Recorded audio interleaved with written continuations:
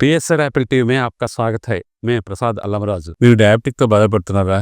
ఏమి బాధపడొద్దండి. ఎందుకంటే మీ ఆరోగ్య ప్రయోజనం కోసం కొన్ని మార్పులు అవసరం. అందుకే మీ యాపిల్ డయాగ్నోస్టిక్ మెడికల్ సెంటర్ అందిస్తుంది ఒక ఆరోగ్య పథకం. కేవలం రూ. 1199 మీ ఆరోగ్య పరీక్షలు నిర్వహిస్తాం. ఏమండి, ఒక క్షణం ఆగండి. మీ ఆరోగ్య పరీక్షలే కాదు, మీ ఆరోగ్యాన్ని కూడా చూసుకోవాల్సిన బాధ్యత మాదే. అందుకే ఉచితంగా మీకు మిల్లెట్ బ్రేక్ఫాస్ట్ కూడా అందిస్తున్నాం. ఎందుకంటే ఆరోగ్యం నిజమైన సంపద. మీ ఫ్యామిలీకి ఇది సురక్షిత మార్గం. చిన్న పనులు, పెద్ద ప్రయోజనాలు.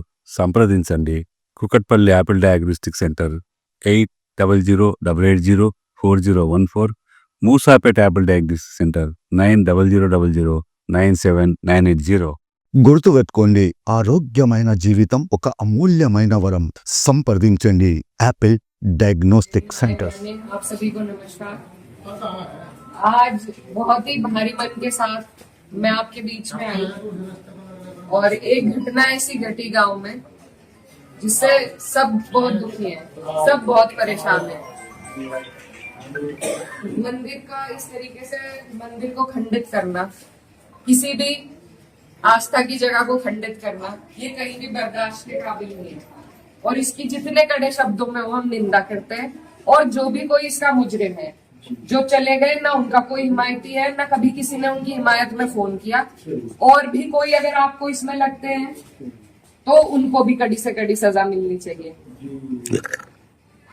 मेरी ये आप लोगों से बस इतनी विनती है कि यहाँ पर पूरा गांव है हमारा, हमारे पक्ष के लोग भी हैं, विपक्ष के लोग भी हैं।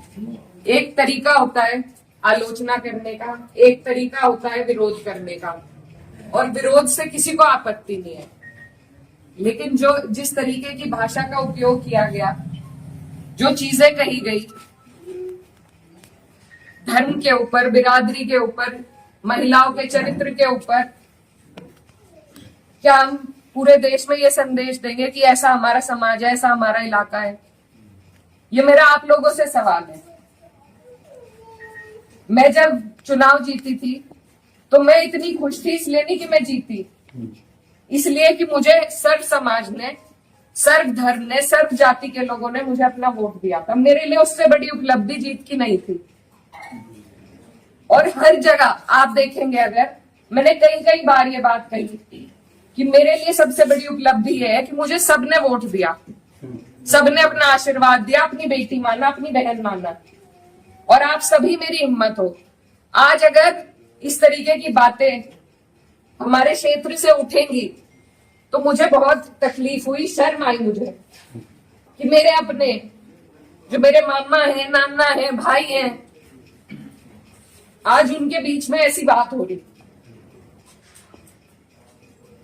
और ये सिर्फ मुझे गाली नहीं है, मेरे इलाके की, मेरे समाज की, मेरे इस इलाके की जितनी भी बेटियां हैं, जो मुझे यहाँ आके कहती थी कि दीदी हम भी आपकी तरह आगे बढ़ेंगे, हम भी आगे निकलेंगे, उन सब के कदम इससे डगमगाएंगे।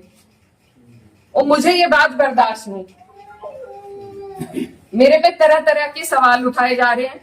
मैंने कभी धर्म की राजनीति नहीं करी, कभी जात बिरादरी की भी नहीं राजनीति करी। मेरे लिए सब मेरे अपने हैं। जहां जिसे मेरी जिस वक्त समस्या होगी, जिस वक्त मेरी जरूरत होगी, मैं वहां पहुंचूंगी। मेरा परिवार बहुत सालों से, लंबे अरसे से राजनीति में है, आप लोगों के आशीर्वाद से। और हमारे वहां पर बाबूजी हुकुम सिंह जी का परिवार और हमारा परिवार लगातार राजनीति में रहा। कभी वो जीते, कभी हम जीते। लेकिन मैं आज उन्हें नमन करते हुए आपको ये बताना चाहती हूँ, कभी ऐसा नहीं हुआ कि किसी ने किसी पर व्यक्तिगत टिप्पणी करी हो, किसी ने किसी को इस तरीके की ओछी बातें कही हो। तो वो एक राजनीति का स्तर था। और आज जो राजनीति का स्तर हम लेके आ रहे हैं, मेरे काम हो सकता है लोगों को पसंद ना हो, बिल्कुल 5 साल बाद मुझे आपके बीच में आना है। मैं किसी आपकी कसौटी पे खरी नहीं उतरी, मैं वोट मांगने की भी हकदार हूं, और आपको देना भी नहीं चाहिए। लेकिन अगर कोई आपके इलाके से कोई लड़की अगर हौसला कर रही है, आगे बढ़ रही है, तो क्या उसे गालियां मिलनी चाहिए? क्या मैं आपके समाज की बेटी नहीं हूँ? बिल्कुल। ऐसी ऐसी बातें रोज देख देख कर कि इन्होंने तो धर्म बदल लिया था, ये तो सब हमारे इतिहास का हिस्सा है। इसका जवाब मैं दे सकती हूँ या कोई और दे सकता है क्या? मुझे किसी ने कहा कि अपने पिता की तरह कभी कभी खनक आती है आवाज में, तो मैं वो बात बदल नहीं सकती। मेरे खून में शामिल है, बिरादरी भी खून में शामिल है। निकाल लो, आप निकाल लो मेरा खून, लेकिन इस तरीके से ना तो मेरे समाज का ना मेरा सर इस तरीके से ना झुकाओ सारी दुनिया के सामने ही। मेरी आप सबसे अपील है हाथ जोड़ के। मैंने कभी नहीं कहा, कभी नहीं करी मैंने धर्म की राजनीति, ना मैं करूंगी। बहुत आसान है अगर मैं सिर्फ मुसलमानों की बात करूं, बहुत आसान है, मुझे कहीं भी नहीं जाना। हिंदू मुस्लिम सब करने बहुत आसान है, लेकिन मैं करना नहीं चाहती। आप सब मेरे अपने हो और मैं करूंगी भी नहीं। कोई कितना ही धकियाए, ये मेरी कसौटी है और पूरे 4-5 साल जो भी मेरा टाइम बचा उस पर मैं खरी उतरूंगी। मैं कभी भी इन लोगों से दब के उस रास्ते पे नहीं चलूंगी जहां ये मुझे चलाना चाह रहे हैं।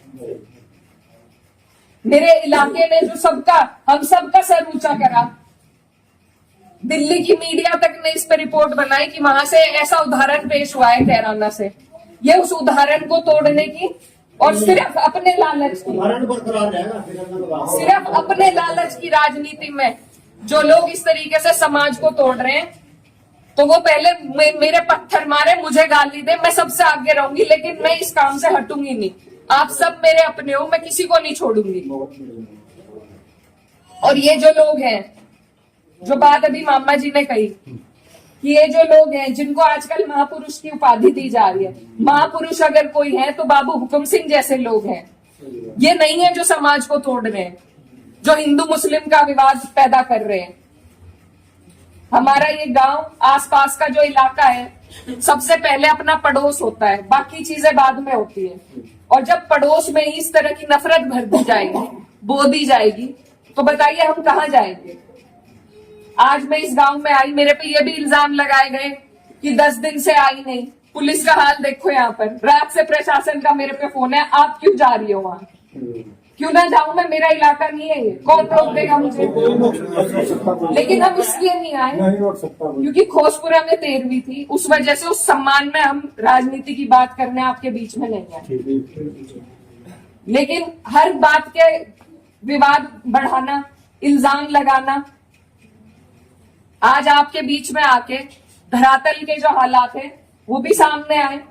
आप लोगों ने कई बातें बताई, कमेटी को लेकर बात बताई, वो सब भी जांच का विषय है। लेकिन फिलहाल जिस पे उंगली उठाई कि इस बच्चे ने ये करा, क्या वो बच्चा जेल नहीं गया?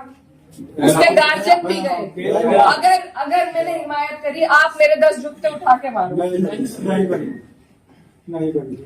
उसी दिन वो लोग जेल गए, उनके गार्जियन जेल गए।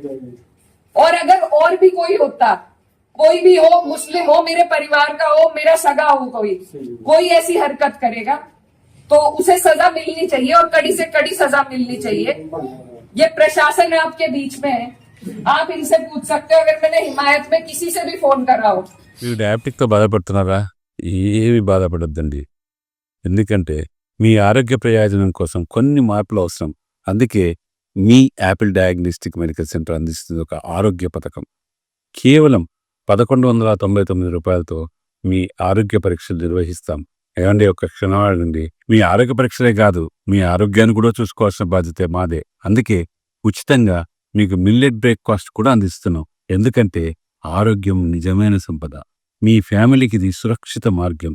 చిన్న పనులు, పెద్ద ప్రయోజనాలు. సంప్రదించండి Kukatpally Apple diagnostic centre 8008804014, Moosapet Apple diagnostic centre 9000097980. గుర్తుపెట్టుకోండి, ఆరోగ్యమైన జీవితం ఒక అమూల్యమైన వరం. సంప్రదించండి యాపిల్ డయాగ్నోస్టిక్ సెంటర్స్.